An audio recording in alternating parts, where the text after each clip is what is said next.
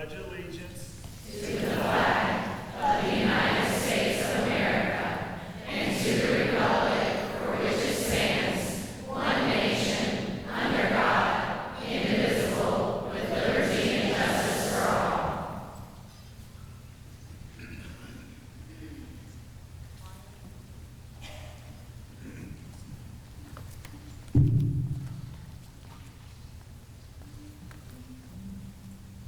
Oh, say, can you see by the dawn's early light what so proudly we hailed at the twilight's last gleaming, whose bright stripes and bright stars through the perilous fight o'er the ramparts we watched were so gallantly streaming, and the rockets red glare, the bombs bursting air, gave proof through the night that our flag was still there.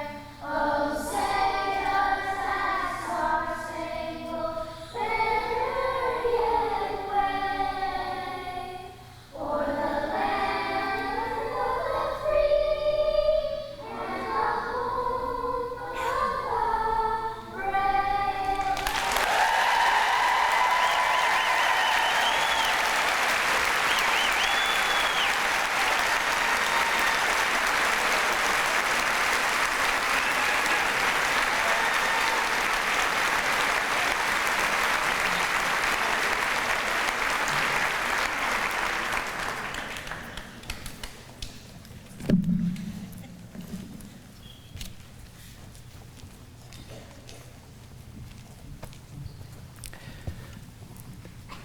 You all may be seated, and would you once again join me in showing appreciation for our combined choirs from Oak Grove and Bonsack.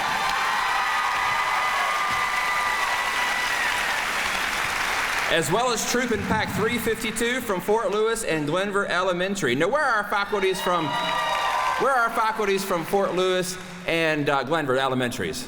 Where are you? Are you proud of your students? Where's our faculties from Bonsack and Oak Grove? Out here somewhere. Are you proud of your students this morning? We're proud of all of them. Now, everyone, would you also please join me in thanking all of our high school drumline band students who got up extra early this morning and greeted us as we entered. I can't see you, but I know you're up there. Where are our faculties from William Byrd High School, Cave Spring, and Hidden Valley High Schools? I know you're up there. I know you're proud of our student drummers this morning as well. Well, welcome Roanoke County faculty and staff. Wow, that feels good to say that. Let me say it again. Welcome Roanoke County faculty and staff. I love getting around to all of our schools and meeting with your faculties and individually about how wonderful it is for the first time, and I want to say 25 years or so, that we've been able to gather together as faculties and staff from all of our 27 schools together in one place to kick off the 2019-2020 school year.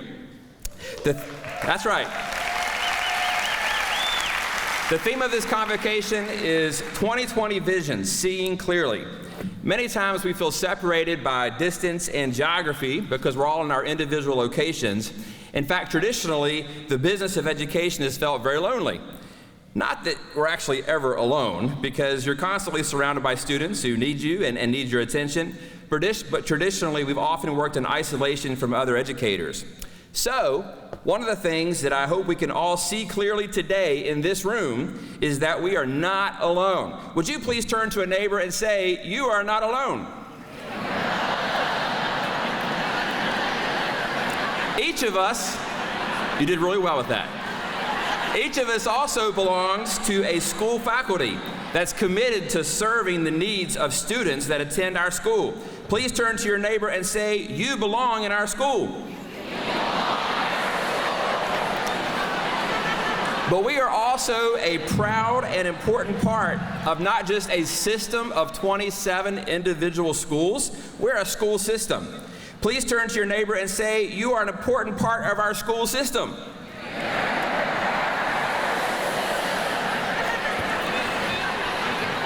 Let me make this clear. A school system, a school division that is counted among the best in Virginia. Let me repeat that so we can all hear it clearly. Roanoke County Public Schools is one of the best school divisions in Virginia, and you are a part of it. If that's not something to get excited about, I don't know what it is. So here's your assignment. I want you to stand to your feet and tell 5 people that you are part of the best.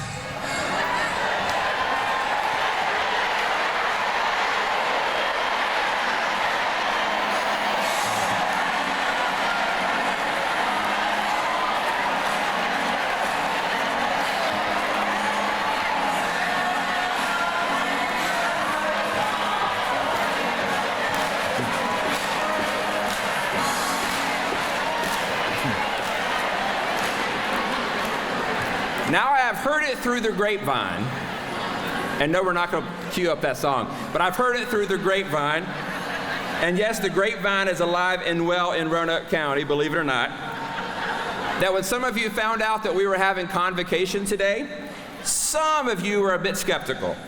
Why are we doing that? What terrible news is Nicely going to bring to us today? Are we in trouble? Let me make this perfectly clear. The bottom line of why I asked you here today are to say 2 simple words. Thank you. You do not hear those words often enough. Thank you.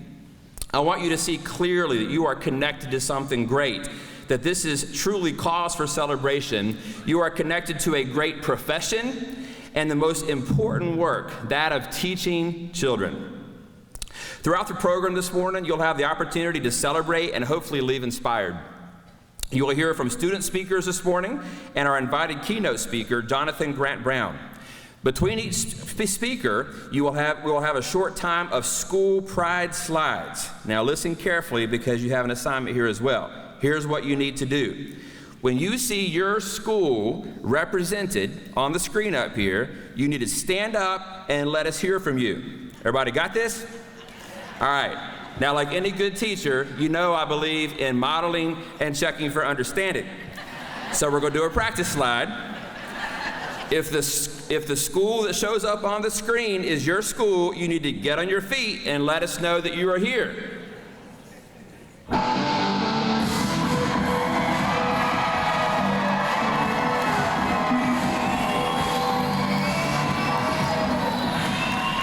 How'd they do? You did pretty well, Glenvar.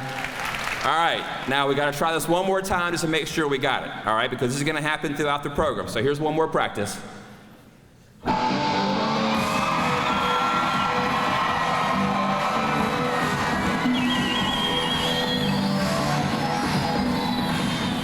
Good job, Northside. I love that Viking pride. One final greeting this morning to kick off. I want to welcome and thank the members of our Roanoke County School Board for being here to help us to say thank you. Now let me say something to you about these 5 gentlemen. They are dedicated public servants whose singular focus is to help students and to help you guys, the educators who serve our students. I'm going to ask them to stand and be recognized in alphabetical order by last name.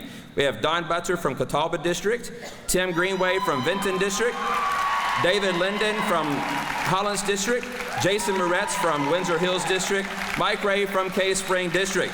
Would you all please join me expressing our appreciation for their service and their support.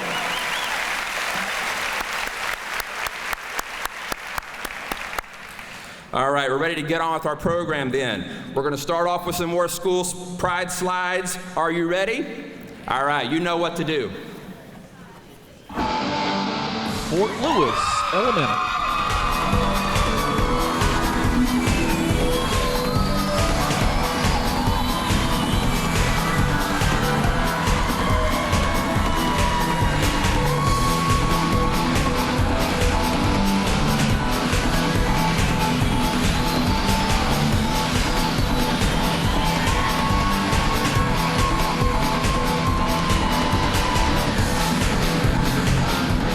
Glenvar Elementary.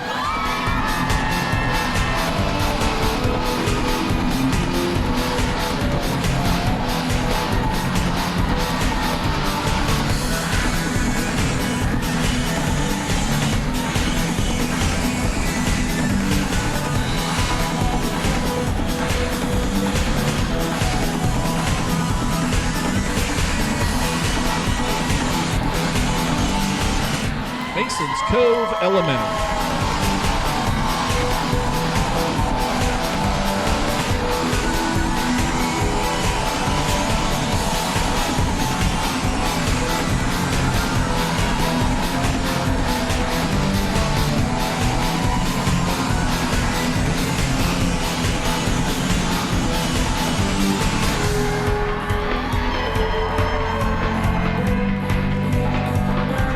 Glenvar Middle School.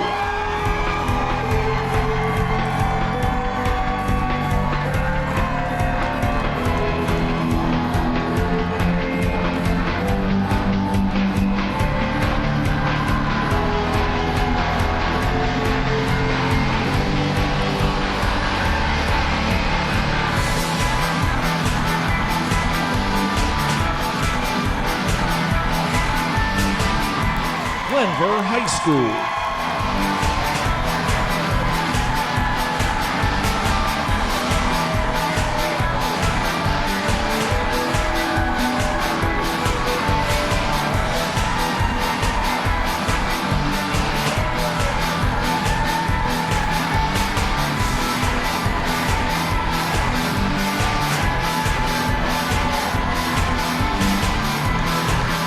The Burton Center for Arts and Technology.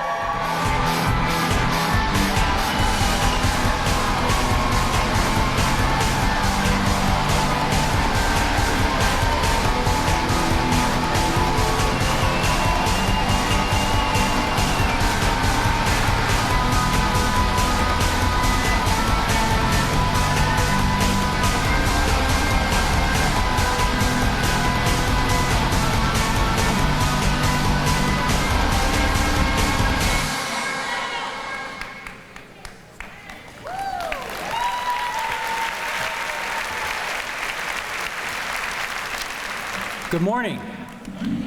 What a great sight. I think it's been about 25 years since we've had a convocation, so I'm so glad Dr. Nicely and his team did this. I only have 2 minutes, so I've got 2 messages that I want to deliver. The first is I want you to know that you are valued, that this board values what you do every day. You are the front line. We are going to demonstrate that value by continually working on improving salary and benefits. It's something that this board is extremely focused on. But also, I think more importantly, to demonstrate that you have value is that I think Dr. Nicely, I know Dr. Nicely is creating a culture where you are valued, and what do I mean by that? We want to make sure that there's an environment out there that, that welcomes your opinion. You're on the front lines. You see the students every day. I know you have great ideas. You're bright people. We want to make sure that where there's continuous process improvement that you can recommend, that you feel comfortable and have the environment to do that. So that's important because our children are very important. They're an extremely important asset. The next thing I want to deliver, and it's a bit of a somber message, but I think it's one that needs to be done. I think there's too much hate speech in this country today. This weekend we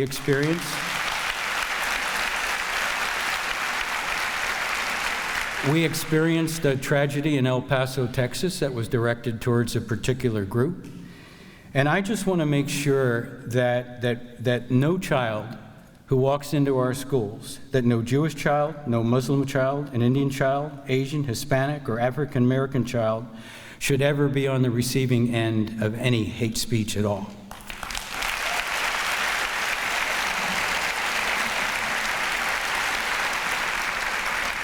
No child should be afraid to come to school. And that if you hear it, you should stop it. If you hear it, you should report it.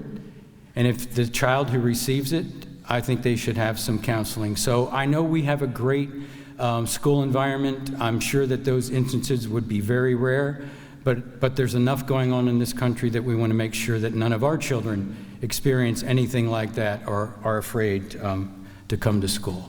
So with that, I just want to welcome everybody back. I know you'll have a great 2019-2020 school year. And with that, I'll leave and let somebody else talk. Thanks.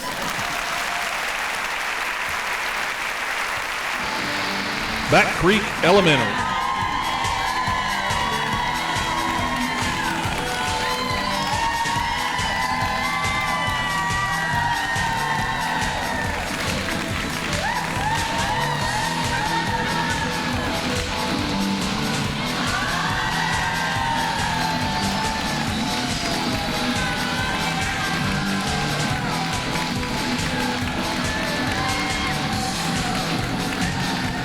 Clearbrook Elementary.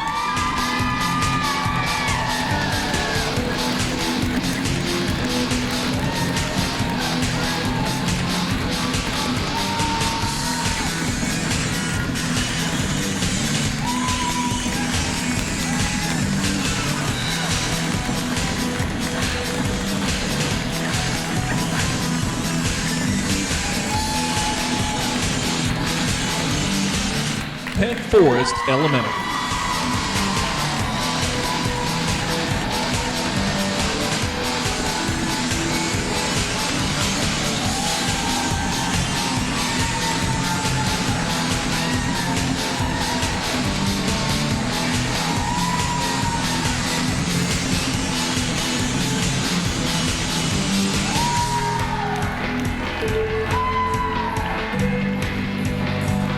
Cave Spring Middle School.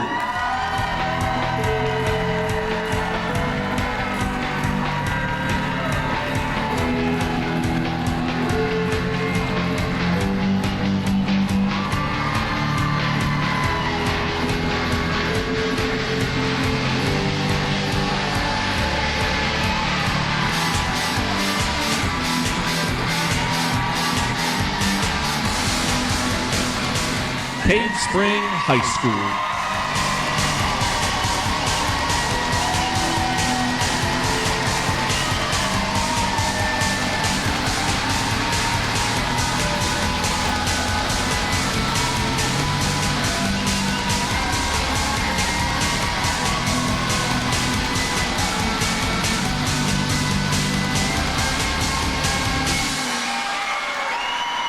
Please welcome Miley Moses from W.E. Cundiff Elementary School.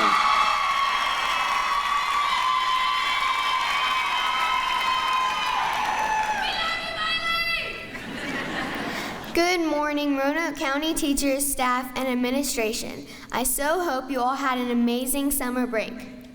For those of you that don't know me, my name is Miley Moses. I am 11 years old, and I just graduated from W.E. Cundiff in May. Go Team Cundiff! My family has been in the Roanoke County school systems for 4 generations. My great-granddaddy, my gramps and pawpaw, my mom, and now my brother and I. My pawpaw, Mark Huff, is actually a teacher at both Cave Spring and Byrd High School. He teaches earth science. I have grown up listening to their memories of their time in school and all the fun activities they got to be a part of while in school. I am very much so looking forward to my middle school and high school years and the opportunities I will also have being a part of the Byrd family. This morning, I'd like to begin by telling you a little bit about me. My favorite subjects in school are reading and history. I also really enjoyed my music special during elementary school, and I'm looking forward to choir this upcoming year. When I'm not in school, I enjoy taking dance at Art in Motion, piano lessons with Miss Wanda Melchers, and playing tennis with my coach, Miss Nancy Trent. My family situation right now is a little crazy due to my mom, dad, and brother Mason being in Cincinnati while he is receiving a bone marrow transplant, which leaves me and my brother Macklin here with family. This summer has taught us all about strength and courage we didn't know we had. I like to read you a quote that my mom showed me. Teachers help students find important things they've lost every day. Sometimes it is paper, a backpack, or a jacket.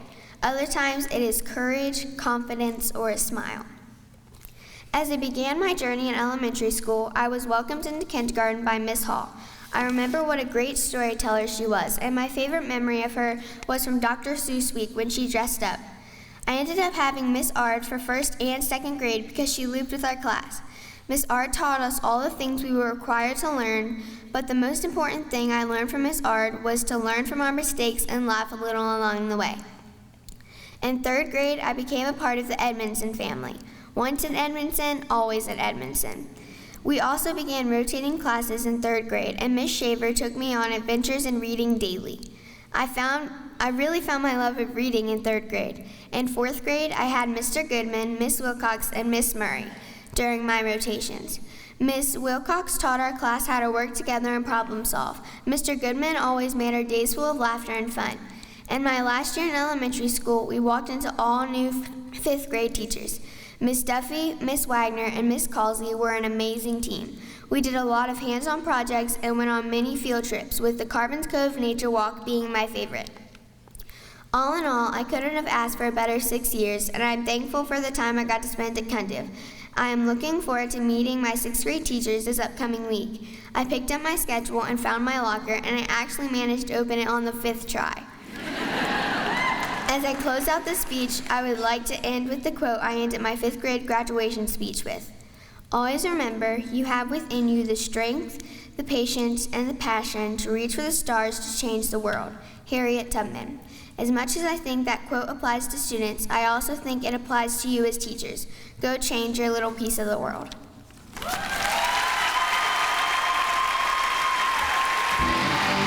Bonsack Elementary.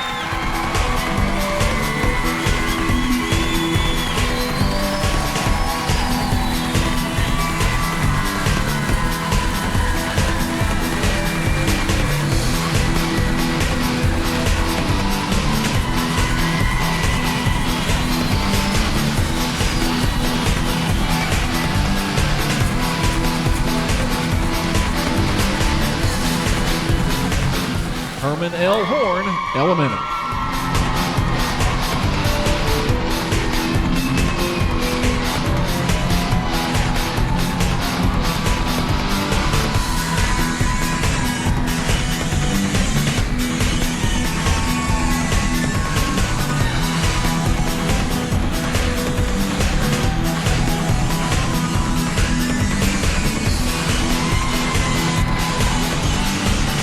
Mount Pleasant Elementary.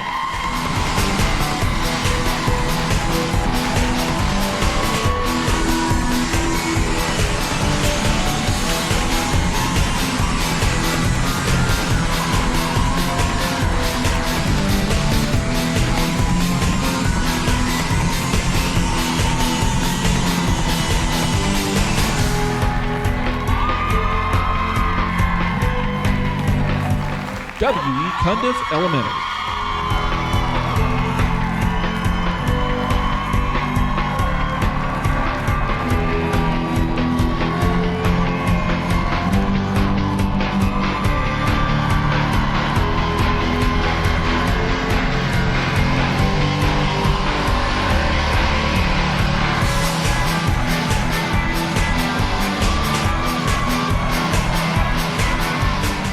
William Byrd Middle School.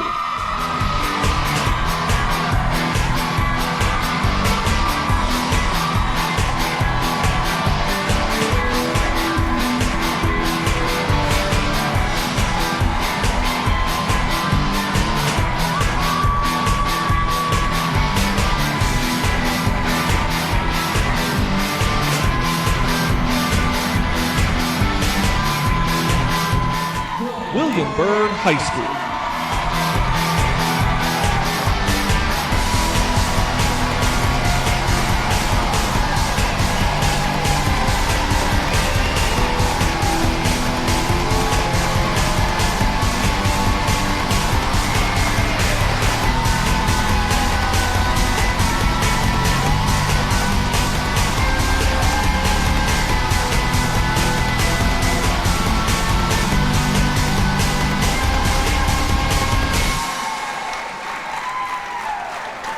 Please welcome J. Vincent Phelps from Hidden Valley Middle School.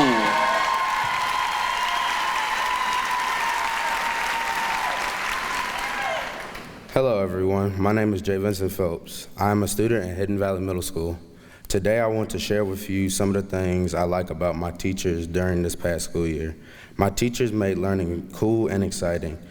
They show us different ways of learning new things. They will take time and teach us in small groups and sit with us one-on-one if we need help. They will let us sit with our friends and play fun games while learning our lesson. Who knew math, science, English, and history could be so fun? Thank you. Cave Spring Elementary.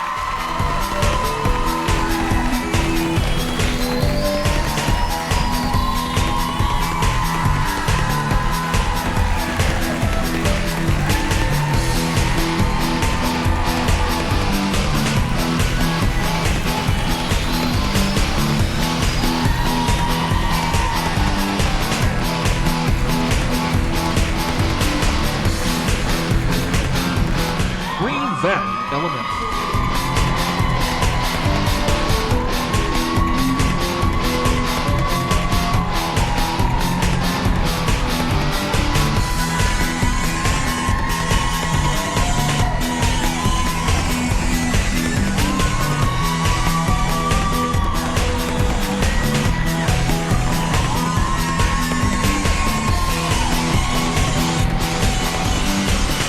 Oak Grove Elementary.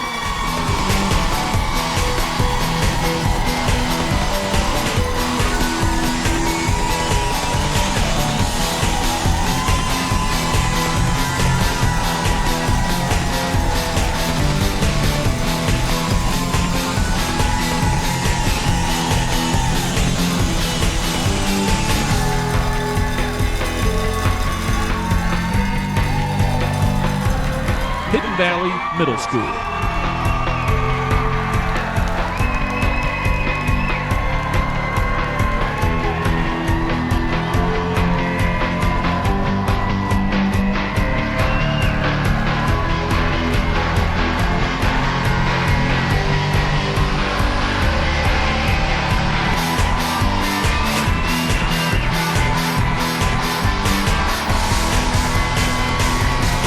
Hidden Valley High School.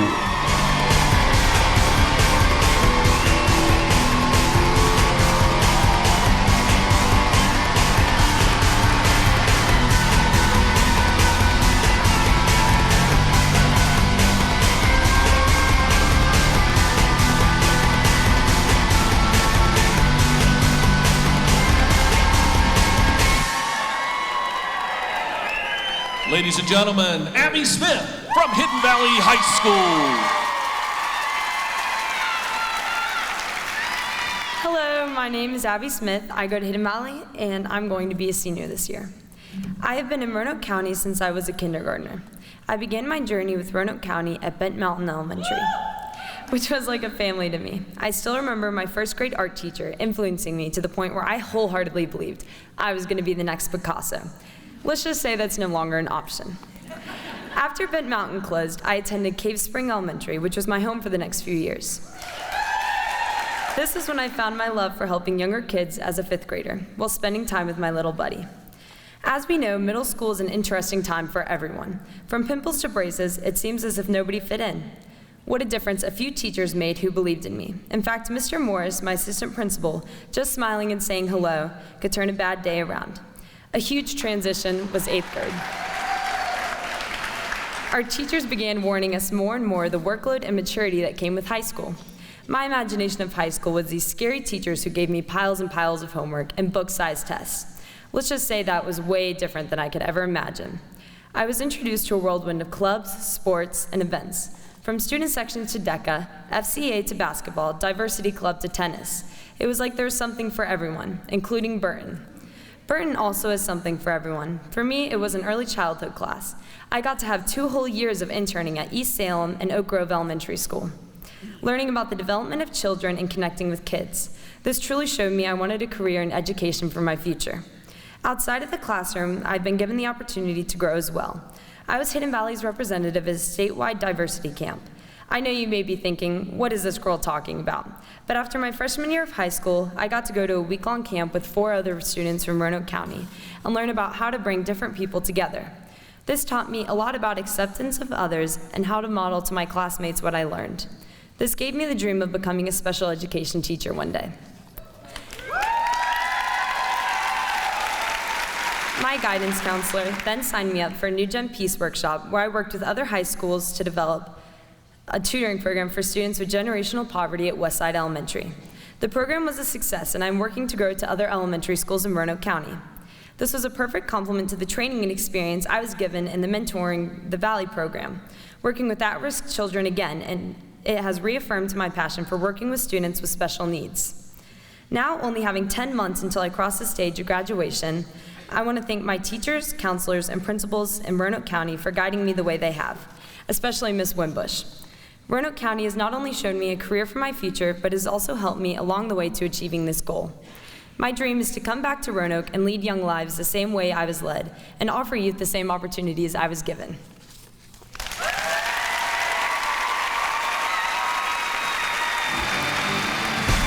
Burlington Elementary.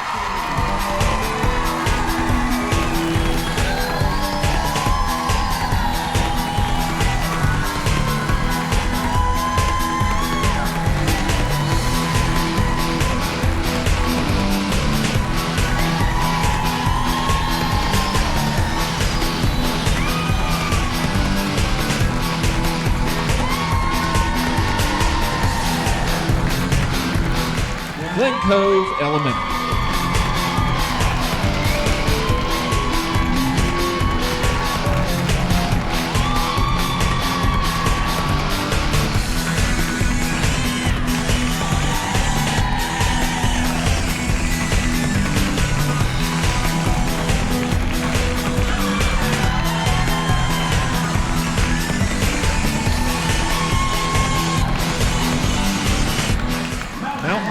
Elementary.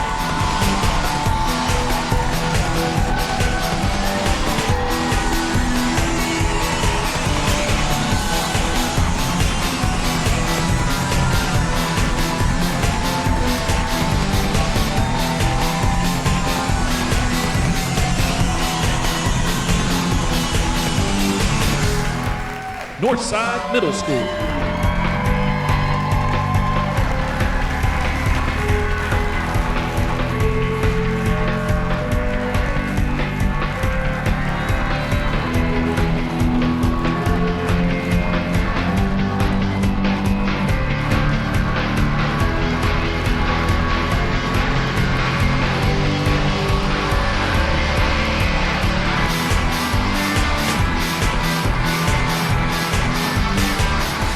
Northside High School.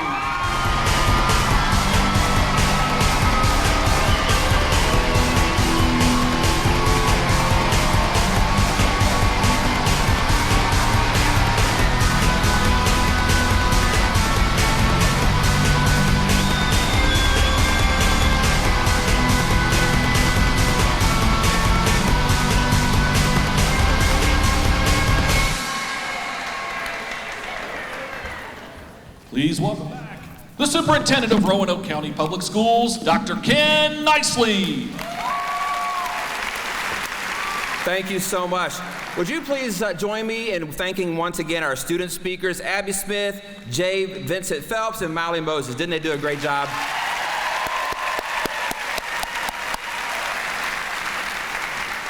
Well, good morning again, Roanoke County faculty and staff. Before we hear from our keynote speaker this morning, I want to take a few minutes to talk with you about where we are as a school system and where we are headed as we kick off this 2019-2020 school year. 2020, can you believe it? I'm so proud to have worked with so many of you over the past 26 years. We are known as one of the best school districts in Virginia for a reason, and that reason has everything to do with the people in this room. We are outstanding people, educators, who have created our proud past and present. What do people think of when they think of Roanoke County Public Schools? They think of our award-winning students and staff, our excellent on-time graduation rate, our culture of respect, our student-centered decision-making, our commitment to safety, the resources we provide, the fact that we are not only Roanoke County's largest employer, Roanoke County Schools have been voted one of the best places to work in the Roanoke Valley. So as we look to what comes next, as we consider together how we sustain our trajectory of excellence, we honor our proud present and past, even as we look ahead to 2020 and beyond. We have all the right ingredients in place, and the right people are in this room. As we build on our strengths and our broad vision articulated in our Sea Change framework to focus on our future. Let's talk a little bit about our Sea Change framework. The ideas are not new.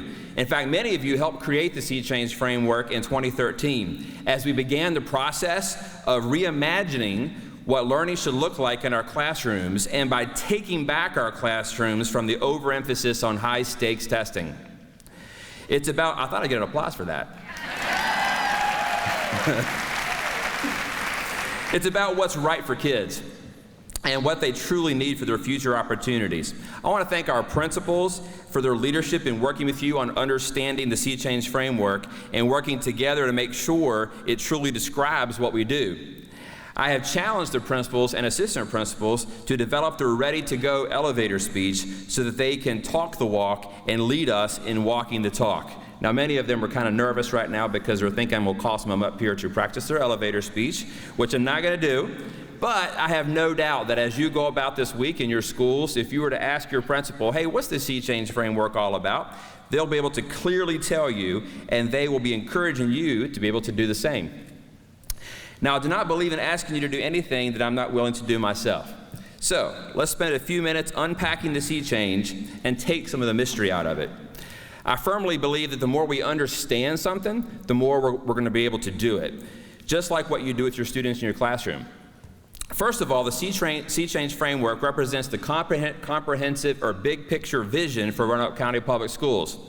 Again, if it's our vision, we need to understand it in order to be able to do it. It's complex. Why is that? Because teaching is complex. And I know I'm preaching to the choir, but I want you to hear me say this. Teaching is hard work. It's complex.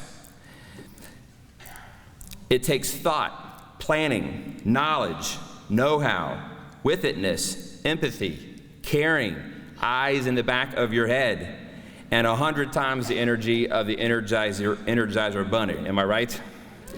But you see, that's why it matters.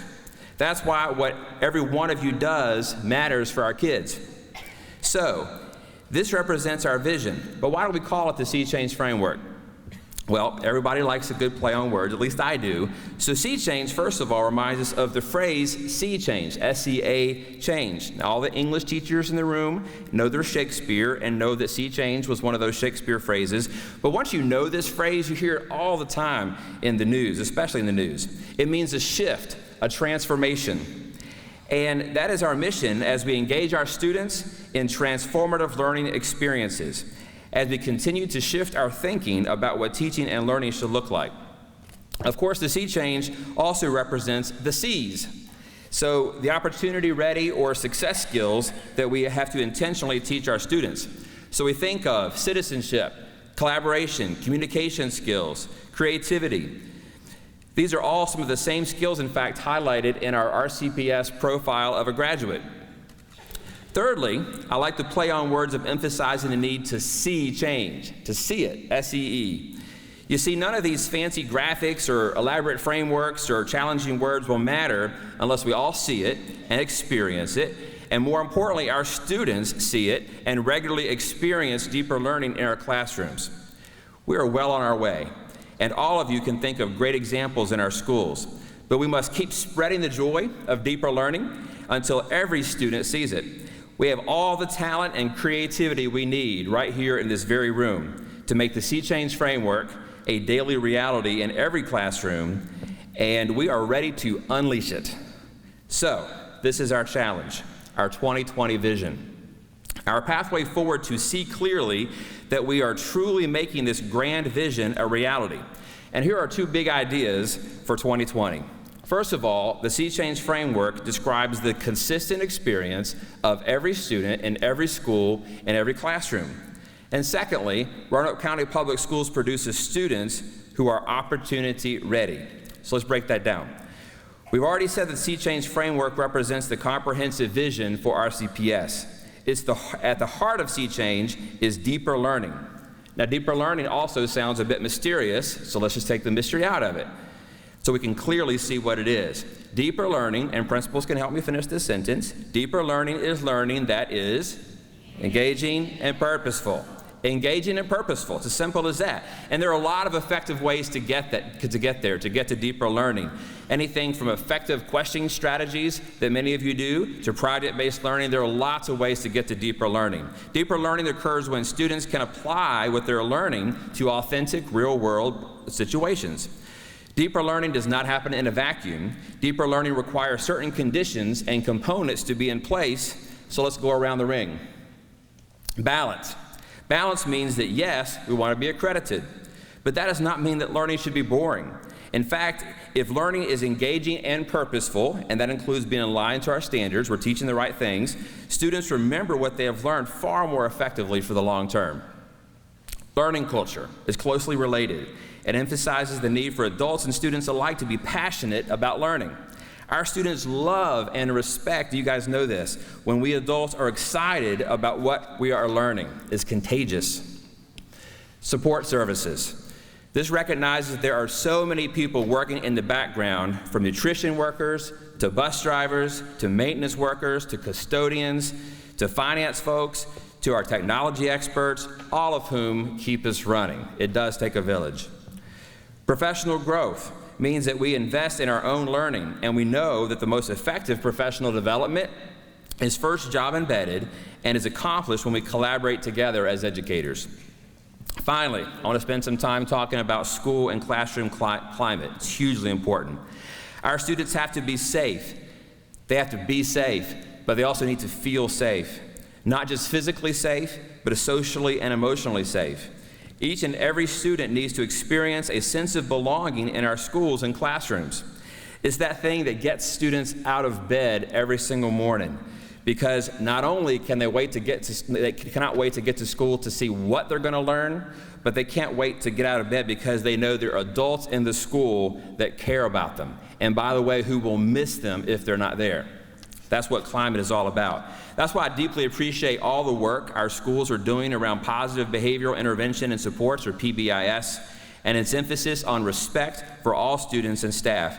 We value diversity in our schools, and we want all of our students and families to feel respected. We've already heard that from Mr. Butler, and I appreciate that affirmation. Thank you, teachers and staff, for being purposeful in our words and our actions to teach respect. Teaching respect does require a village. And I also want to thank and acknowledge some of our community partners who help us in these efforts. And today we have some special guests, and I want to ask them to stand to be recognized. Dr. Salim Ahmed. Also representing Rabbi Cohen is Wendy Gallo from Temple Emmanuel. And Ms. Brenda Hale, president of Roanoke NAACP, are with us. Would you all please stand and be recognized, and thank you for all that you do for advocating respect and inclusiveness. Thank you so much for being here.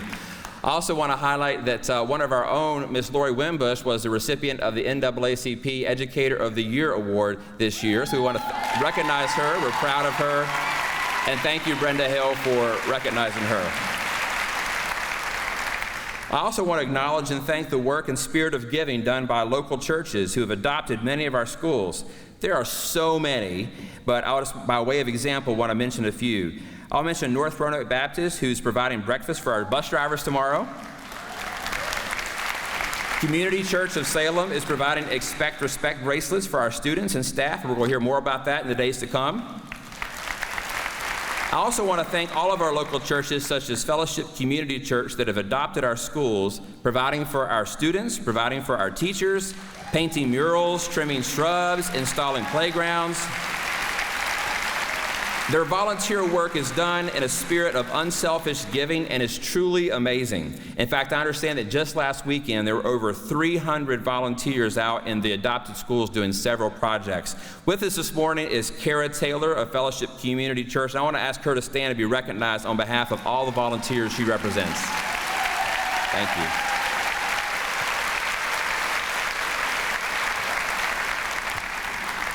None of these folks do this to be recognized, but they serve as models for our community, and so we do want to recognize that and honor that and thank them.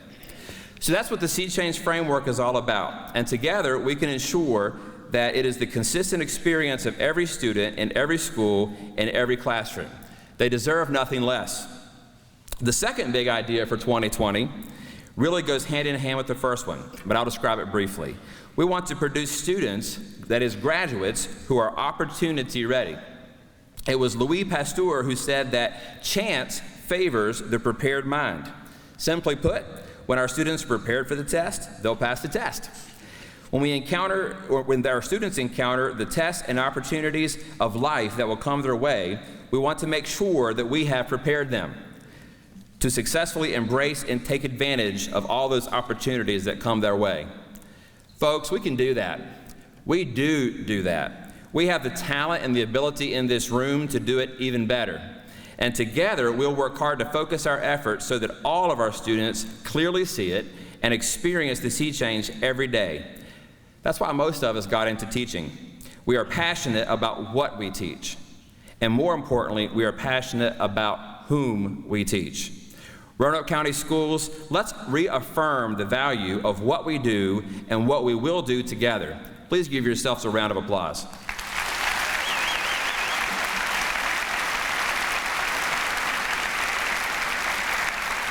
Now that's enough from me. It's my pleasure to introduce to you our keynote speaker for this morning and welcome him back to Virginia.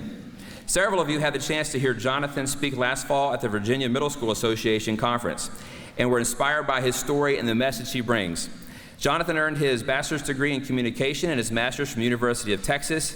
And as someone who has overwhelmingly benefited from what a collection of talented educators can provide, Jonathan has dedicated his life to empowering students and educators alike to be exceptional in their pursuit of a successful future.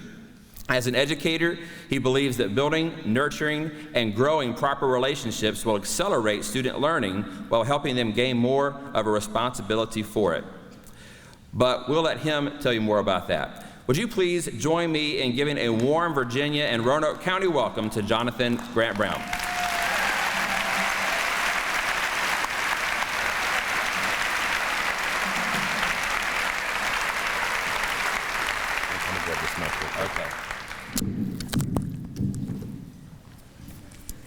I didn't break it. Good morning. I got to start off by first acknowledging Miss Miley. Wow, what a speech, right? What a speech. And you see, I want to ensure that you cultivate that talent because there is a need for that kind of talent and knowledge, and her voice needs to be heard in the future, right? And then go ahead, give it up because that was, I was like, I got to follow that, right? I also want to acknowledge Jay Vincent because as soon as he started walking across the stage, his presence was known, right? I saw him come in from the side and I was like, wow, I know you felt that. And then when he spoke, we all got that little tingle in our back of our neck, right? So I know there's a future in Jay Vincent as well.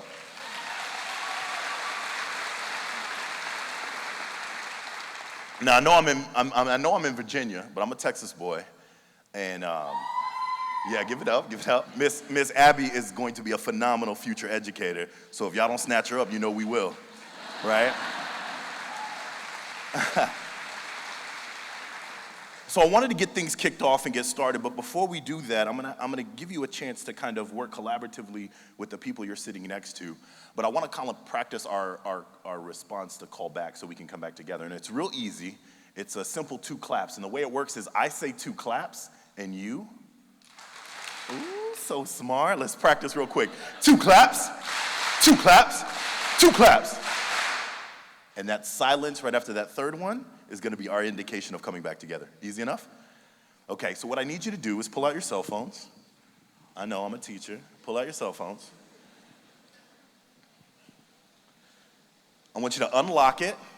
All right, put in your code, use your fingerprint, whatever it is, unlock it. Those of you who have like a 19 password, we know you got some secrets. I want you to go ahead and open up your gallery, your photo gallery. People are like, what are you doing? Okay, and go ahead and hand your phone to a stranger. No, I'm just kidding, don't do that. Do not do that. Okay, do not do that. If you did it, it wasn't my fault, I was just kidding.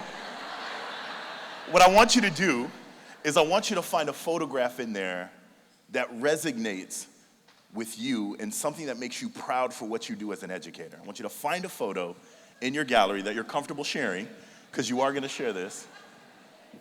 Find that photo and go ahead and turn to a neighbor and share with them why that photo resonates with you and why you do what you do as an educator. Go ahead and do that now.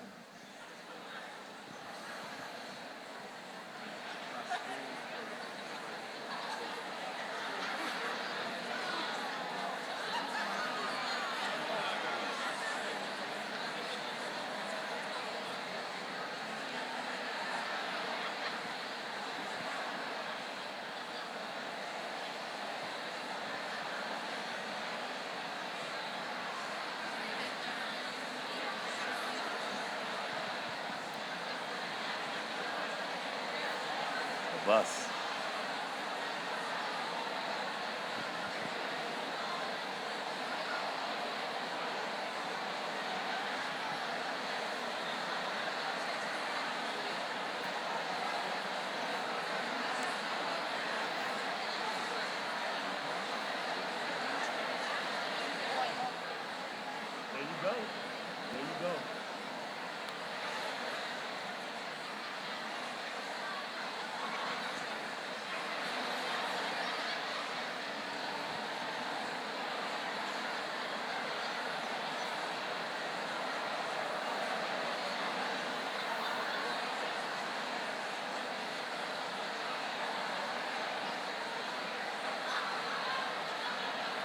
claps. 2 claps. 2 claps. Wow, yo, that was perfect, perfectly done. So the reason I asked you to do that is I wanted you to connect. First of all, I wanted to get your heart rate up and make you think I was gonna make you give your phone to somebody else. But I wanted you to connect with why it is important that you do why is it important that you do what you do today? Because it was so important for me to need the type of educators that were around at the time to literally interrupt my life. And that's what I want to talk to you today about, is these interruptions. Because we don't want them, we don't like them, we run from them as students. But sometimes it is that right interruption that goes into our life and takes us off the path we're on and puts us onto a path to success. And the easiest way to start that story is to start at the relative beginning. So when I was about 5 years old, my mother took my little brother Tiger and I to a playground park in Lampasas, Texas. Now, Lampasas is a country town. It is a country town. You know what I'm saying? If you ever grew up in a small country town, you're gonna know what I'm talking about. Lampasas is so country that every year, it sounded like a joke, didn't it? Lampasas is so, how country is it, right? It is so country. Every year they have this thing called the Rattlesnake Roundup. That's exactly what they do. They go into the woods, they round up rattlesnakes and bring them back to the city, and people cook them, they make purses and hats and boots, all kinds of craziness, all right? And so we're there with some friends, hanging out, having a good time at this park, you know, playing games. And there was this one game that Tiger and I would always play. I'm sure some of you've done it, and if you didn't, I'm sure your kiddos probably did. Anybody ever play Power Rangers when you were little? You know what I'm talking about? Mighty Morphin Power Ranger, right? And so every time you play Power Rangers, the first thing you do is you got to determine which Power Ranger you're going to be. And so I'm the black one, like mandatory. I'm always the black one. And I make my little brother, I make him be the pink one. And so we're running around the park and we're singing, and he's like, I'm the pink Power Ranger. And all the other kids is like, why does he always pick pink? I'm like, you don't know his life, don't judge him. So we're hanging out in the park, having a good time, doing what little kids do. And we were kind of knuckleheads. We were the little kids that were kind of rough and tough. We tended to play games, and people tended to get hurt, and heads tended to get banged, and then dads tended to say, what happened? And we're like, wasn't me, right? So we're having a good time, and after a while, we noticed that mom's walking across the park, and we figured that it's time to go. And so you probably wouldn't guess this, but I've always been, I guess you could call it a husky kid, right? And so running wasn't something that I liked to do. But mom had some distance on us, and I knew we better catch up. So I grabbed my little brother's hand, and I started running across the park.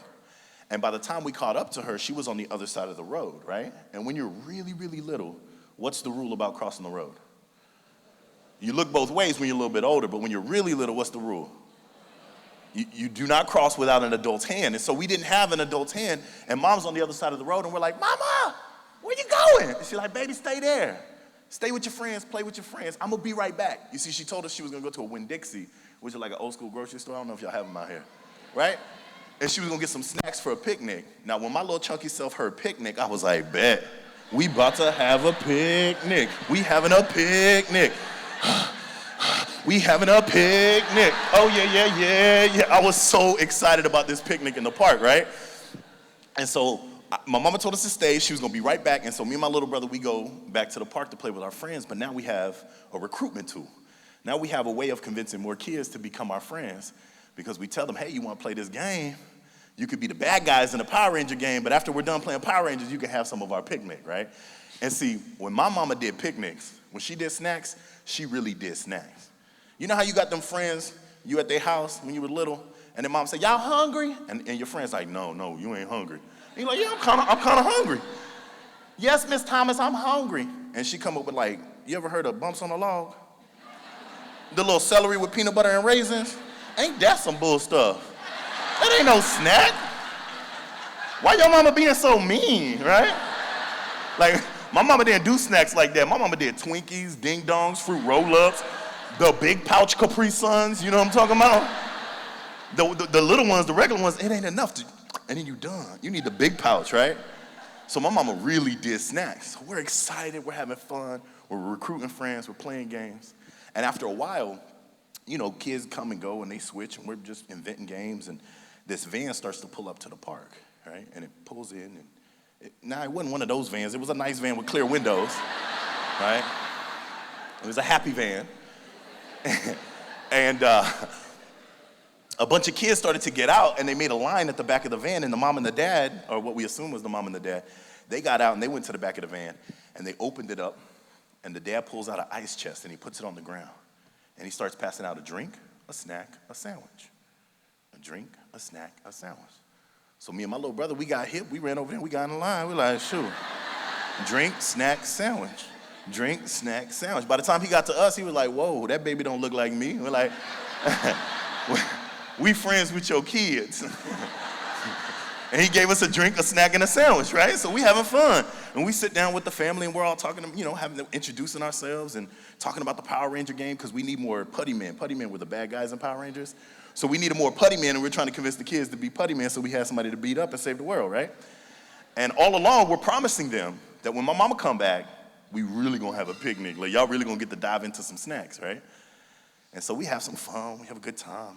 And after a while, the family starts to pack up and they leave, but before they leave, the mom and the dad, they came up to them and it's like, hey, where's your mom?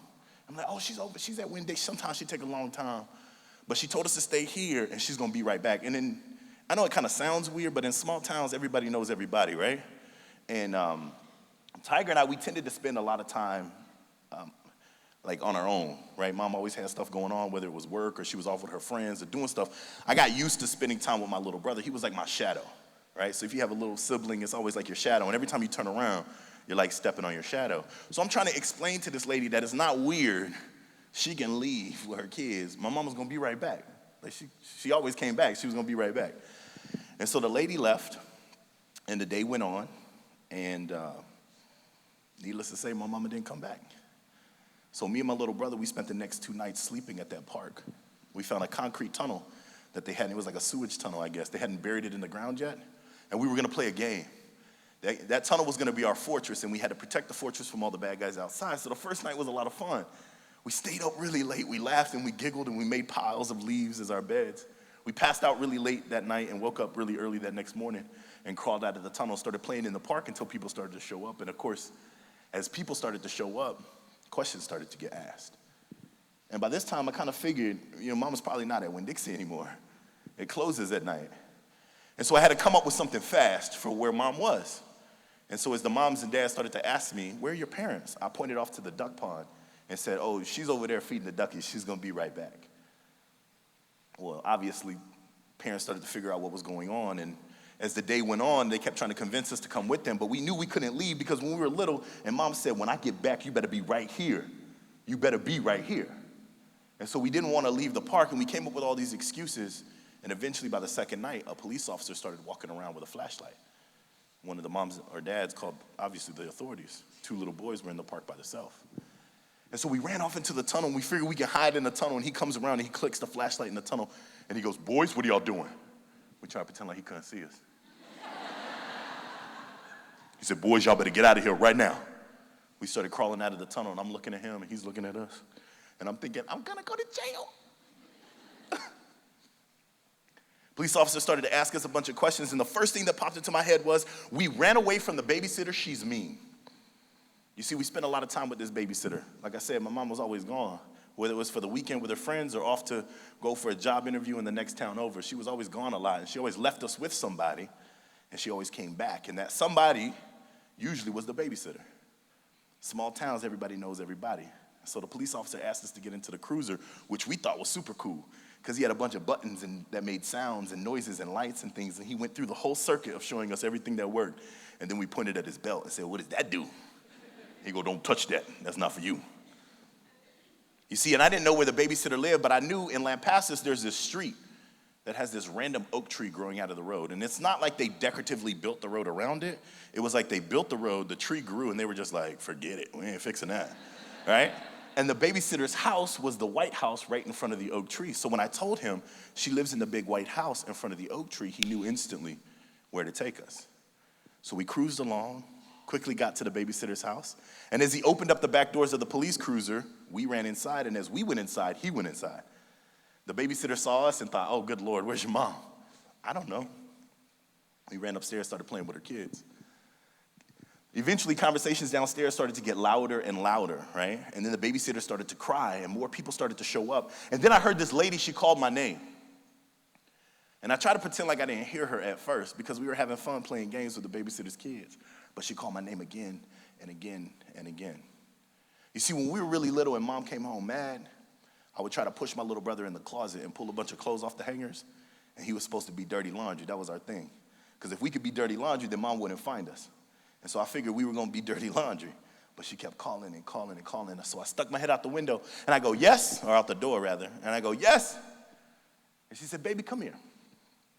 I looked at her, took a few steps down the stairs. She said, baby, I need you and your little brother to come with me. I go, stranger danger, no. She spoke a little bit softer, got a little bit closer. She said, baby, I need you and your little brother to come with me. It's important. I said, no, lady, I saw Clifford the big red dog. People like you take people like me. I ain't going with you. She got a little bit closer, spoke a little bit softer, put her arm around my shoulder, and she said, baby, you're going to be gone for the weekend. Only 2 days. I'll take you back to your mom on Monday. I made her pinky promise me. You ever do that with your kids? That was like the first contract you ever wrote is when you do that pinky promise, right? And so she pinky promised me, but she forgot the kiss part, right? And I kissed her, and she didn't kiss it, and I was like, oh, you suspicious. And so I got my little brother, and we went downstairs, and the babysitter was crying, and the police were there, and her kids were crying, and I thought we were in trouble because we weren't supposed to leave the park. And we got into the car, and we drove off. And you know how when you're really little and you sit in the back seat of the car without your booster seat, you fall asleep and you get that seatbelt smile strapped across your face? A few minutes later or a few hours later, however long it took, my brother and I woke up and we were laughing at each other because we had that seatbelt smile. And I remember thinking, wow, we're at summer camp. Because when we got out of the car, we were on like a gravel road. And we started walking towards a house. And in the doorway of the house was a silhouette of 2 people. The lady took us to the front door, and she proceeds to explain, this is your mom and this is your dad. 2 days turned into about 12 years. I spent the next 12 years of my life growing up in foster care. And it was very difficult for Tiger and I because we learned at a young age our mother simply didn't want us. And we never knew our father, so we kind of put it into our heads that nobody could tell us what to do. You're not my dad. Quit trying to tell me what to do. You're not my mom. Quit trying to tell me what to do. You see, they put us in places with people who looked nothing like us, talked nothing like us, acted nothing like us. They told us what to eat, when to go to bed, what to wear. They even told us who to call mom and dad. They controlled every aspect of our lives, but the one thing they couldn't control was our behavior. And we used it in a very negative way. You see, when Tiger would act up, I would act up. When he would be yelling and cursing at the foster mom, I would be yelling and cursing at the foster dad. If Tiger got in a fight at school, best believe I got up out my seat, walked down that hallway. I found that kid that he was fighting, and I got in a fight too. You see, this behavior, this mentality, just started to perpetuate itself, and we started to dig this hole deeper and deeper and deeper that we thought we could never climb out of. But we didn't care. You literally couldn't take anything else away from us because we didn't have anything else to give. So we put it into our heads we were going to make everybody sorry until the only other place they could send us is back to our mom. One day, eventually our behavior got so bad that we had to go see a judge. And I remember the only thing we knew about going to court was that you were supposed to dress up nicely. And so I had already messed up my Sunday clothes the weekend before, so I borrowed one of my older foster brother's pants and his shirt. And of course, I was a husky kid, so the pants fit, and the shirt was kind of tight. But I thought I looked good. I even tucked in my shirt and put on my belt. I thought I looked good, and we went to the courtroom, and they were talking about a bunch of stuff that we didn't really understand. And at the end, they called us up to the front. And the judge said something, and then I feel this lady pulling my hand.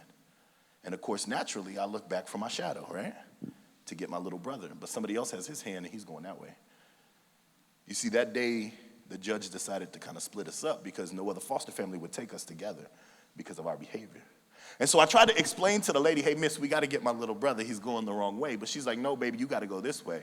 And I pulled away from her, but by the time I pulled away from her, Tiger and the other people were already out the door, and they were gone. And that was the day that I gave up on myself. That was the day that I told myself I was going to be the meanest and the baddest and the nastiest. So nobody in this world would want me. And then I could go find my mom. And once I found my mom, I could go get my little brother. And I could fix it all. And that meanest, that baddest, that nastiest little boy that I became was gnarly as ever. You see, in elementary, I was the kid who was constantly being sent to ISS. I remember between 5th grade to 6th grade, my homeroom class was ISS, right? But there's always those teachers that for some reason they just like the bad kid, right? For me in elementary, that was Mr. Mojer. He was in what we call GT, the gifted and talented side of the school. They had the good carpet and the lights that always worked, right? Mr. Mojer would always come to me and try to tell me, hey, Jonathan, when am I going to see you in my class? Hey, Jonathan, you need to come to my class. And finally, he did something to finagle my name to be on his roster list.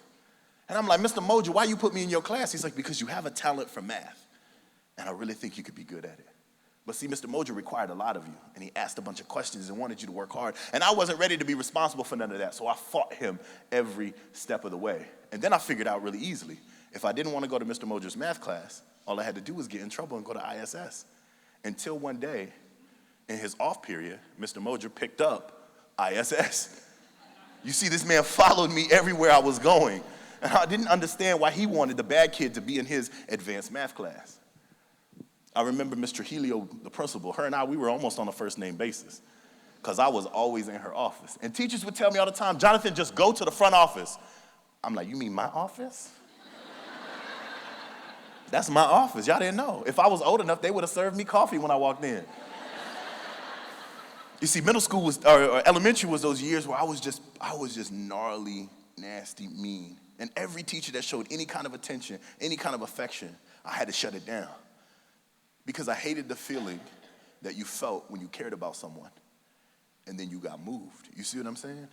And it was really hard because teachers, for some reason, just liked this bad kid. But I couldn't let you like me because if you started liking me, then I would start liking you. But eventually I would do something bad and I would get kicked out and I would have to be moved. And then I would get that feeling all over again. So I refused to let myself care for people. Eventually, I was in a new foster home and I was having what they call an ISP. And an ISP is the assessment of the foster kid in the home. They talk about the rules and expectations that they have for you, how you're supposed to behave, right? And my caseworker came in with this letter from this lady named Marcia Grant. My heart started pounding because that was my mama's name. I was like, yeah, this is it. I know what that letter says. That letter says, baby, I love you, I miss you, pack your bags, we're coming to get you. I know that's what it says. And my caseworker told me if I'm good the whole meeting and I don't disturb it at all, she would open the letter and she would read it to me. So the whole time they're talking, I'm bouncing my leg underneath the table because all I really want to do is jump up and do laps around the house.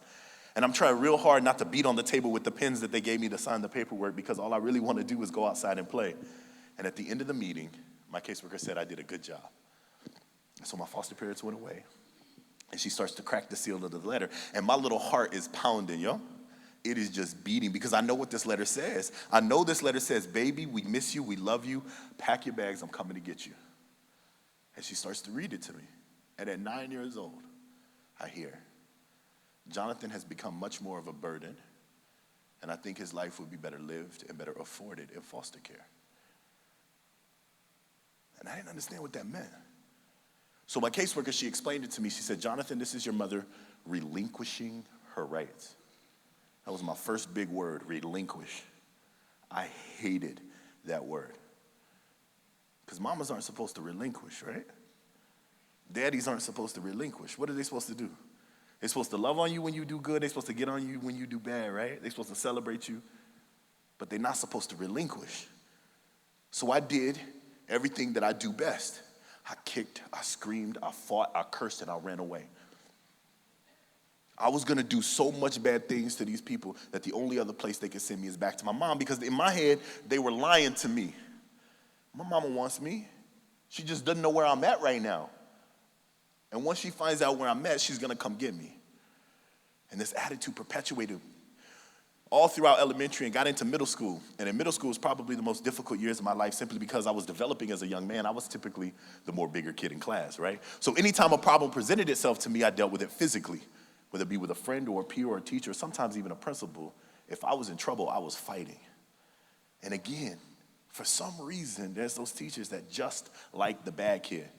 For me, it was in 7th grade when I met her. She was an 8th grade pre-AP Algebra 1 teacher, right? Her name was Miss Reynolds.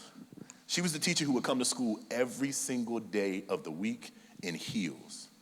And you knew she was coming down the hall because it was like, right? And she was an 8th grade pre-AP Algebra 1 teacher. I don't know what kind of business she had being in the 7th grade wing, but every time I got kicked out, here she come in her little heels. Hey, baby, how you doing? Who you talking to? Jonathan, how are you doing? I'm like, miss, I'm literally in not doing good hallway. Like, this is what it means when you get kicked out. There's no questions needed to be asked. This is not doing good hallway, right? Like, you should know that. And she would always come to me and say, baby, you're going to have a great day. You're going to have a better day tomorrow. I know it. I heard you got a talent. And you just got to activate that talent. I'm like, miss, you don't know me. It got to the point where I literally had to hide from her. Now, you can imagine in middle school, they got them itty-bitty lockers, my big chunky self trying to hide behind the locker. And then my friends like, Miss Reynolds, he over here. I'm like, man, shut up. You see, but in 7th grade, I was on my last chance. You know how the principals tell you, this is your last chance. I know I said that last time, but this time I really mean it. This is your last chance, Jonathan. I'm not going to stick my neck out for you again. If you get in trouble one more again, you're going to go to alternative school. Y'all know what alternative school. In Texas, we got this thing called alternative school, which is a school where they put all the bad kids together. I said, miss, don't threaten me with a good time. All my friends are over there. You send me to alternative school, best believe I'm going to be the principal. Right? Don't even threaten me with a good time. And she's like, listen, now you're going to go back to class, and you're going to have a great week. But if you get in trouble again, it's out of my hands. It's out of my hands. And so I go back to class, and it wasn't really my fault. He knew that it was my seat. It was the seat with all the girls. You had most of the girls sitting at the table, and there was one seat for me. And he was sitting in it, and he didn't want to get up. So I made him get up. Teacher didn't like the way I made him get up. I had to go out. So I'm sitting in the hallway, waiting for campus security to come to take me off to Jonathan Grant Brown School, right? And here come Miss Reynolds in her heels, just. But this time, she wasn't trying to be all sweet and encouraging and powerful, empowering, right? She looked at me and said, get up. I said, why are you using that voice? She said, get up and come with me. And she started walking. Now, for those of you who are middle school teachers, we had wings. 6th grade wing, 7th grade wing, 8th grade wing. 8th graders had the run of the whole school, but they didn't really bother. They stayed in their area. 6th graders could only survive in the 6th grade wing. You didn't even go to the 8th grade side of the cafeteria. You didn't touch it. I was a 7th grader. Yes, I was a big one, but I still had a yellow tag on my ID. So everyone knew I was a 7th grader about to go into the 8th grade wing, and I was trying to explain to her, miss, we can't go there. Like, that's the 8th grade class. And we turned the corner, and we walked straight into her pre-AP Algebra 1 class. She pulls out a chair, tells me to sit down. Now, I'm looking at all these 8th grade kids, at this little 7th grader. I'm not finna be embarrassed. You ain't finna shame me, girl. What you doing? She proceeds to explain to the class, this is Jonathan. He's going to be joining us for the rest of the year. He's already ahead of most of you, so y'all better catch up. I'm like, what? No, why you lying, miss? That's not true. Why you lying? You see, I had a last chance.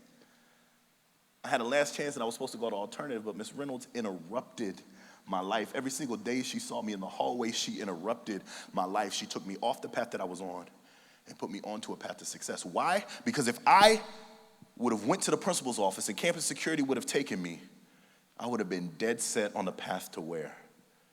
Prison. Because you know, straight after alternative, once I ran alternative, the only other option would be what? To go run a prison, right? But she interrupted my life. She physically removed me from the path to prison and put me onto a path to where? To college. Because in 8th grade, if you're not taking pre-AP Algebra 1, you are not on the track for college.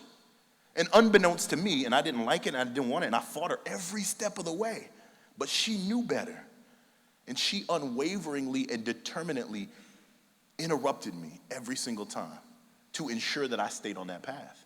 I remember after the first test, she come, you know how teachers fold their test in half? And they pass it back like it's top secret documents? You're like, what? Why you gotta fold my paper so hard like you don't want nobody to see, right? And all the kids peeking and looking, and everybody's like, I didn't do too well. And I'm like, oh, well, let me look. 67. I said, miss, this is stupid. You told me I could do this, and I made a stupid 67. You see, I very rarely did schoolwork, but when I did schoolwork, I always excelled. When we took when I was little, it was called the tax test, or the TOS test, which is like the state exams. I always got distinguished on all of the tests. But I always had really bad grades in class because I wasn't trying to do none of the teachers' homework. They loved homework, and I hated it, so I just didn't do it. And so I was upset that I made a 67, and she picks up my test, she puts it back on, and she says, Jonathan, what you don't understand is the class average was a 54, which meant what? As a 7th grader, I was already doing better than most of the class. So I had to try hard. I had to work hard. I had to stay after. I had to come early. And I started to care for Miss Reynolds. You see, she had a boy that was about my age, and he played soccer. And I really liked soccer. So she invited me through my foster parents to come join their soccer team. And I did good at soccer. People used to show up and clap real loud and cheer for me at soccer. But see, I broke my rule. I started to care. I started to invest. I started to do good. And what happens to a foster kid when you start to care, you start to invest, you start to do good, you mess up. And when you mess up, they move you. And you lose everything. But you see, it wasn't just one person interrupting that time. It was a systematic decision to ensure little kids like me had the opportunity of a brighter future. Unbeknownst to me, I had no idea. And as I got out of 8th grade, I moved on to high school. And in high school, I was introduced to a new problem. That was, at the time, in the state of Texas, when you turn 18 in foster care, you're removed from the home, right? Which is pretty stereotypical in American society. When you turn 18, what are you supposed to do? Move out, right? The commercials on TV would say, when you turn 18, go out into the world and discover yourself as a young man or a young woman, right? You're like, discover myself? I'm 18, I already know everything. Right, Miss Milton? I already know everything. I'm 18. That's a little creepy, wasn't it? Miss Milton saw me, she was like, how you know, what? I'm 18, I already know everything. You see?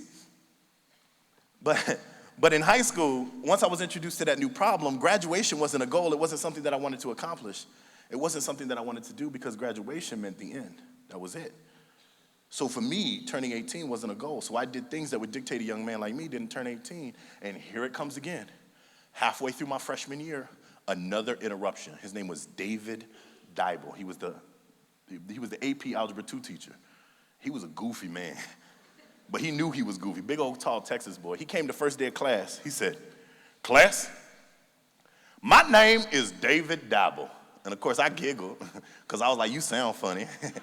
And he turns around, he puts the letter D on the board with a big 2. He said, I want y'all to call me D squared. I said, no, what?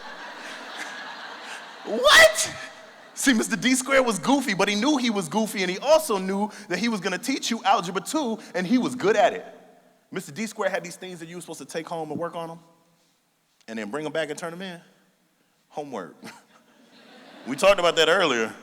I did Mr. D squared's homework, and every time I got it back, it was 98, 100s, 92s, and he'd do these little smiley faces, and he'd try to draw these geometric shapes and stuff, and I'm like, Mr. D squared, you spending way too much time on my paper, okay?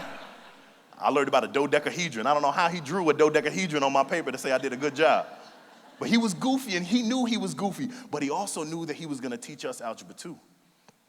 And then one day he came to me, he said, Jonathan, there's this program at Shoemaker High School. It's about giving more kids opportunities for a pathway to college. I said, okay.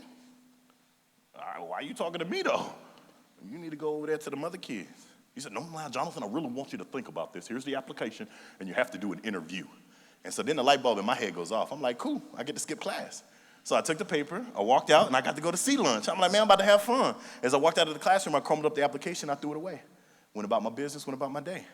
The next day, I get back to school, and all my friends was like, yo, Big John, go check out your locker. I'm like, what? They're like, yeah, go check out your locker. I'm like, is the drug dog here? They're like, nah. It's because, we used to share lockers, and some of my friends was on some hood stuff, okay? It wasn't me. It's just some of my friends was on some hood stuff, so I wanted to know if the drug dog was here. And so, but this happened back in the day. I say back in the day. This happened back in the day when you had a crush, when somebody was crushing on you, they used to tape like king-size candy bars to your locker. So I'm thinking, somebody crushing on me, I got a Snickers, let me go. I'm like, ooh, let me get here. I'm looking for my Snickers, and I don't see a Snickers. I see a crumpled up application with a little sticky note that says, you will go to this interview, D squared. I'm like, what is this man's deal? Like, he is bugging. Why is he bugging? So, but I figured the light bulb's off. I get another opportunity to skip, right? I get another chance to skip. And so I say, Mr. D squared, I'm going. He's like, I know you're going. I'm going to check on you. And so I walk over. I get to the classroom. It's got all these college pennants and all these posters and these success things. And I'm like, ooh, the carpet was new, the lights were working. Like, it was one of them classrooms, you know what I'm saying? And I walk in and I met yet again another interruption, right? Her name was Miss Tallman. I walked up to her desk. I kind of ironed out the paper because I didn't want to give her a wrinkly paper, so I was trying to iron it out on the edge of a desk. I hand it to her. She looks at it. She crumbs it up and she throws it away. I'm like, cool, bye. She goes, you need to come here. I like, miss, you threw away my paper. She said, mister, my name is Miss Tallman. And she opens up her top drawer, pulls out a nice, crisp, clean application.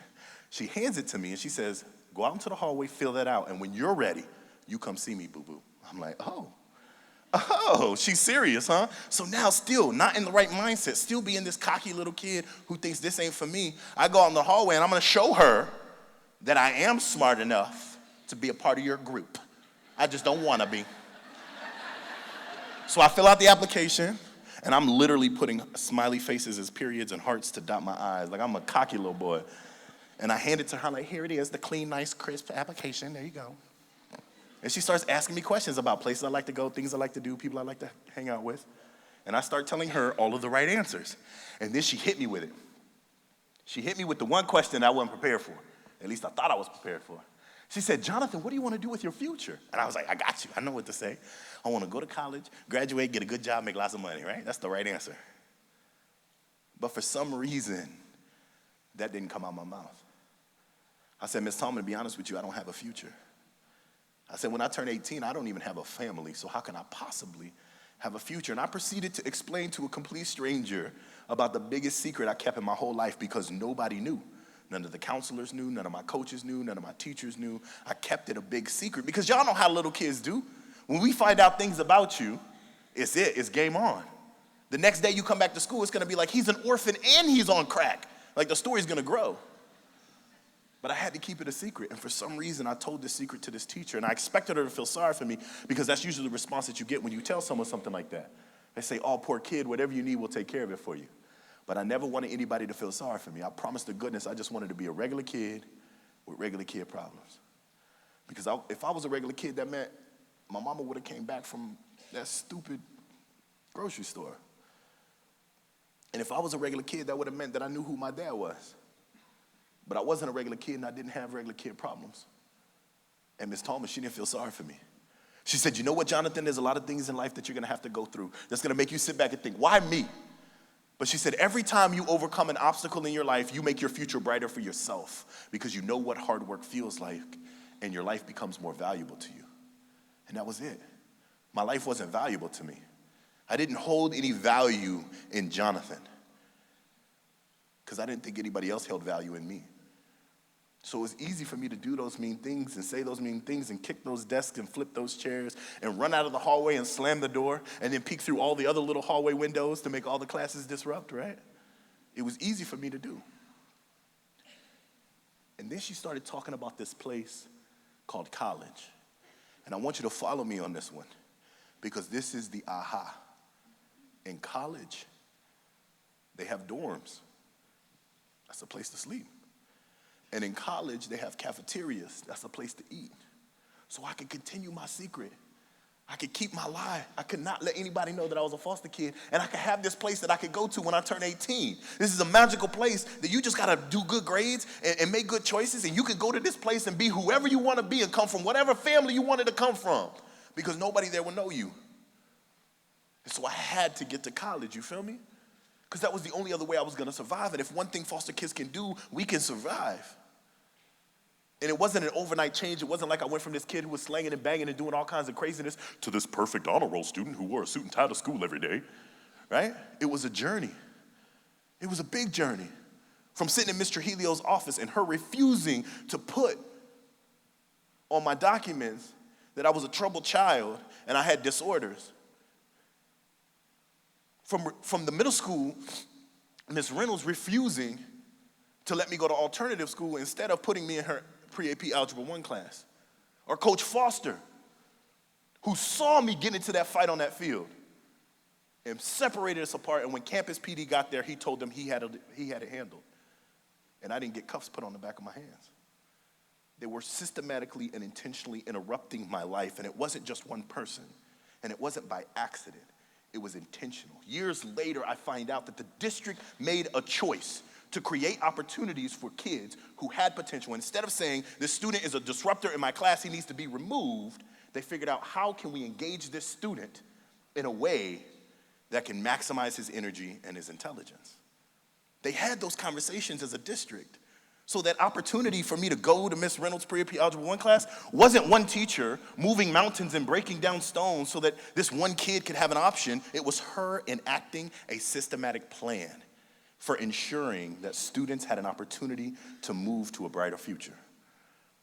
Needless to say, I graduated with honors, and I had a full ride to go off to college. Freshman year, back up a little bit. How much time I got? Let me not hurt your feelings. Okay.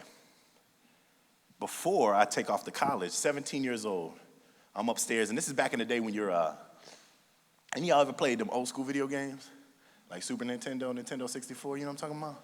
It's back in the day when you had to beat the whole level before you could save the game. Now my nieces and nephews, they be cheating because they get to save the game wherever they want to. I'm like, you didn't even put in no work. Come on now, kids these days, right? You got to put in work in your video game. You can just save it wherever you want to, right? So I'm upstairs playing Nintendo 64, and my mom, my foster mom and foster dad at the time, my foster mom's Panamanian. She's from Central America. She's been in the United States a long time, but she's still got this really cute accent. My foster dad, and it was really hard for me to lie about not being a foster kid because my parents did not look like me. My dad would go to all my football games, and he would be the loudest one in the stand. That's my boy, number 77, that's my boy. All the other daddies would look at him. That's a big old black boy. You a little small, bald-headed white guy. Somebody lied to you. You better talk to your wife. I bet the milkman's black. He lied. I'm not saying, I'm just saying, right? So it was difficult to hide the fact that I was a foster kid because my parents did not look like me. But that day, my mama, she calling me downstairs. She's like, Jonathan, venga aquí, por favor. Now, me being the kid that I am, I go, huh? She go, ay, mijo, don't be telling me, huh? That's for the donkey. I'm not no donkey, huh? Get down here right now. So I paused my game. This is the cheat code. For those of you who didn't play video games when you were younger, the cheat code is you can pause it forever and then come back and continue to play as long as nobody turns it off, right? So I paused it. I told my foster brothers, don't turn it off. My mom's like, Jonathan, you need to hurry up. Move your big body now. I'm like, Mom, why you always making fat jokes? You messing with the steam of myself. Thank you for catching that. And so I started to go downstairs. My dad's sitting in his lazy boy. And you know how dad does. When he's in his lazy boy, he ain't ready to get up for nothing. And I go, hey, Dad, is Mom mad? He goes, I don't know, but you better get downstairs. Jonathan, hurry up, mijo. I need to speak it to you. So I start walking downstairs, and Dad gets up, and I'm like, uh-oh, what happened? What did they find out about, and how can I lie about it? Like, I'm getting ready to go to court. I'm building my case, right? I get downstairs, and they had this look on their face, right? It was the same look I seen on all my foster parents before they told us to pack the blue duffel bag. Get your stuff ready, you can no longer be here. And I knew it was coming. I was 17, I was about to turn 18. I knew it was coming. I just wasn't ready for it because, again, I broke my rule. I started to love them. I started to care about them. And they treated me always, all of us. There was 10 of us in that house. And you would not know that we was foster kids until you saw all of us together getting in my dad's big old blue Econoline van. Because it was like the United Nations of kids jumping in his van. And I knew what they're going to tell me. They're going to tell me, I'm sorry, but you got to go. And so I'm starting to get, you know how you get that lump in your throat? And I'm trying to be tough. You know, I'm a senior. I'm not going to cry. Like, I knew it was coming. And my mom's like, mijo, sit down. I need to talk to you. I'm like, Mom, what's going on? She's like, mijo, sit down. I need to speak it to you. I'm like, Mom, tell me what's going on. You're making me nervous. You need to start talking right now. What's going on? She's like, mijo, sit down. Sip it. I can't talk to you if you're talking to me. Sip it. That's how she says zip it. Sip it. And so I sit down, and clearly it's hard for me to be quiet, right? And my mom goes just like this. Mijo, you know me and your daddy, we love you very much. But sometimes there's things you cannot control. Me and your daddy, for the last 4 years, we wanted you to be a part of this family. I said, Mama, I am a part of this family. She said, yes, mijo, but we wanted you to be a Brown. So the next day, we got into my dad's big old blue Econoline van. We drove 30 minutes away from Killeen, Texas to Lampasas, Texas, and we passed by that park that my mom left me in, and we went to the courthouse, and at 17 years old, I found my forever family.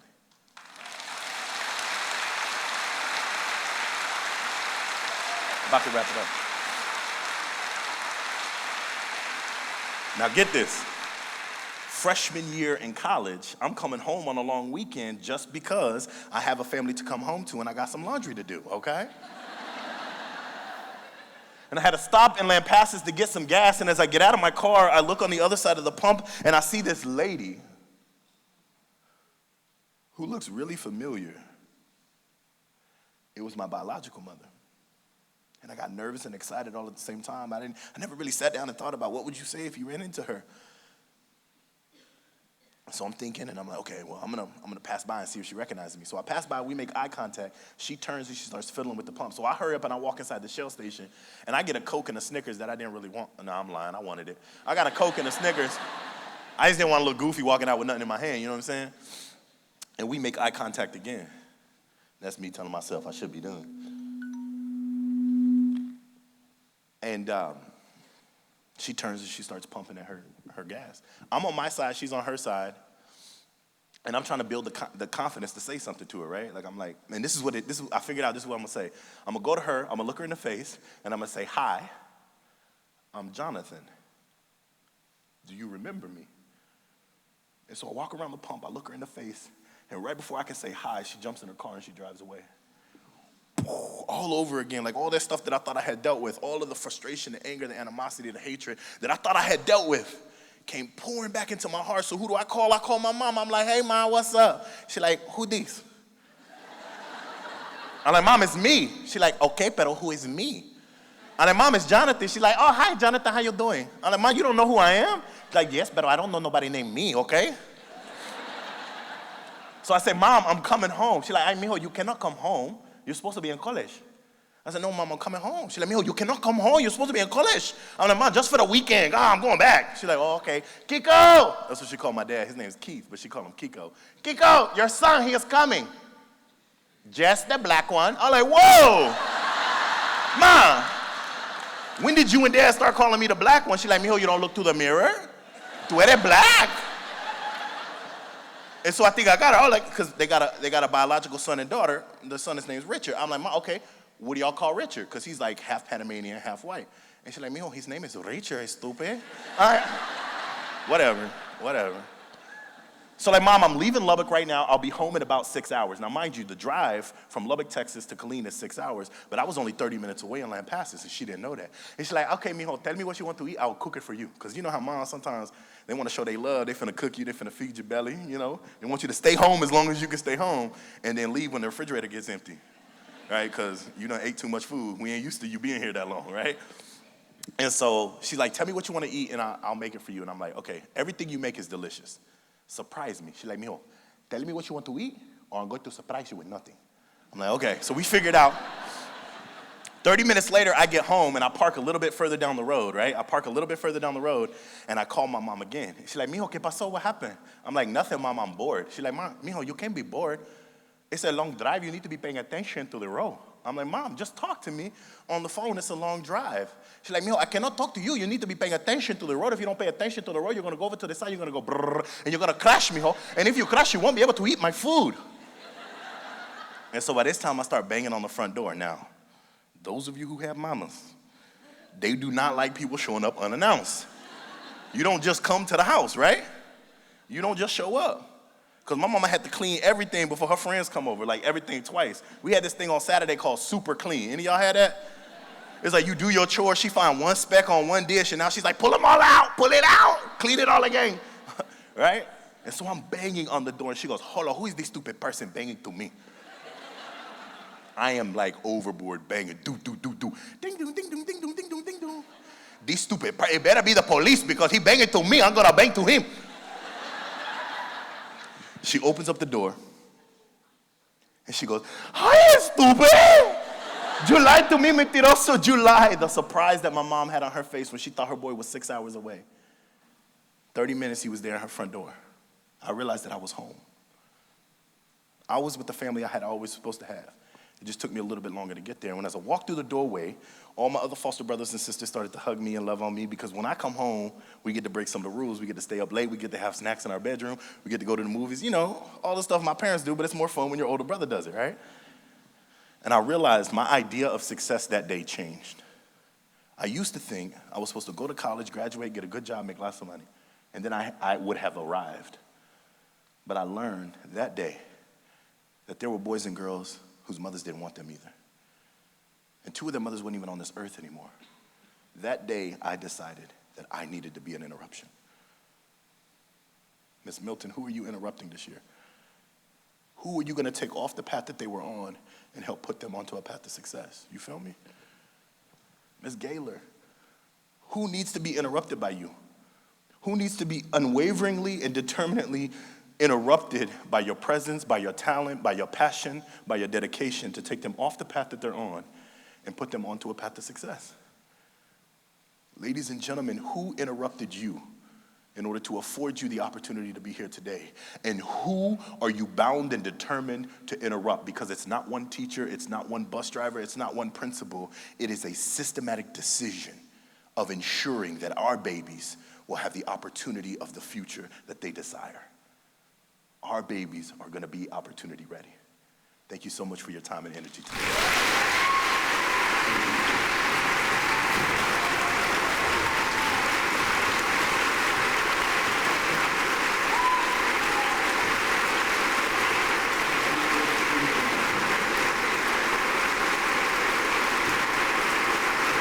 Jonathan Grant Brown, ladies and gentlemen.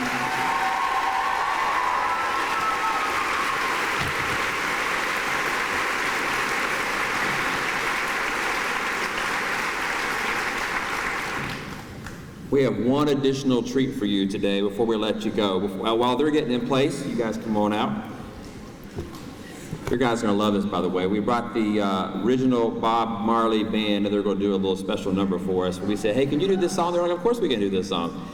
But I want to thank our Convocation planning team, and I'll probably leave some people out, but I just want to recognize some of these folks. So let me say their names, and then we'll thank them. But all these folks helped make this possible today, and I just am so deeply appreciative. Cindy Clemitis, Leanne Leftwich, Chris Benson, Lori Wimbush, Amy Duff, Tammy Newcomb, Tyler Brown, Kim Smith, Aaron Alanis, Christian Kish, Lori McCracken, Beth Grimm, Stephanie Hogan, Rebecca Eastwood, Julie Sansemeyer, Amy Phelps, Jim Bradshaw, Jessica McClung, Mike Riley. Our backstage manager making all this happen is Jennifer Overstreet, and our production coordinator is Chuck Lionberger. We appreciate that. All of our band directors and music teachers who helped put this together today. Roanoke County Police for being here today. Roanoke County Sheriff actually helped our color guard pull that together, so we appreciate that. Elevation Church for helping with sound this morning. They used this space. All of our staff out there helping with parking and directions. All of our student performers and speakers. And of course, our keynote, Jonathan Grant Brown. Once again, thank you, sir.